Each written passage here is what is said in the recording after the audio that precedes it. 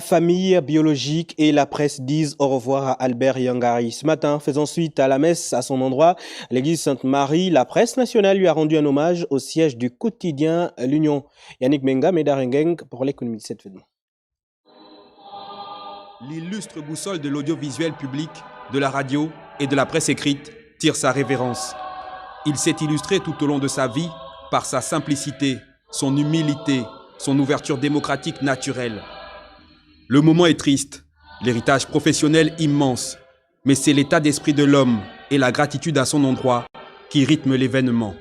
Le rassemblement et les hommages témoignent de la diversité et l'intelligence sociale de l'homme, qui était apprécié de tous bords. Sa méthode et son style s'inscrivent encore dans la continuité du métier, dans le cœur de ses héritiers professionnels.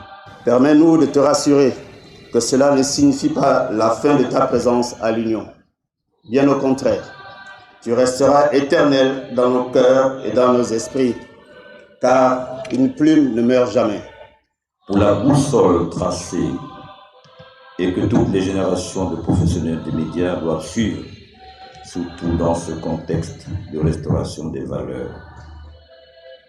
Pour le combat de la liberté de la presse que tu as su mener pendant moult années, permettez de dire que le grand frère, tonton Papa Yangari, tu ne nous quittes pas en entier, tu ne pars pas en entier, puisque tu nous laisses les traces de tes valeurs. Et pourtant, ici-bas, pour nous, vous serez toujours vivants. Vivants dans nos pensées, vivants dans nos cœurs, vivants dans nos esprits, vivants dans nos écrits. Ceci est donc un au revoir à ce grand homme qui était de tous les combats et qui a su manifester sa générosité partout où le besoin de sa personne s'est fait ressentir.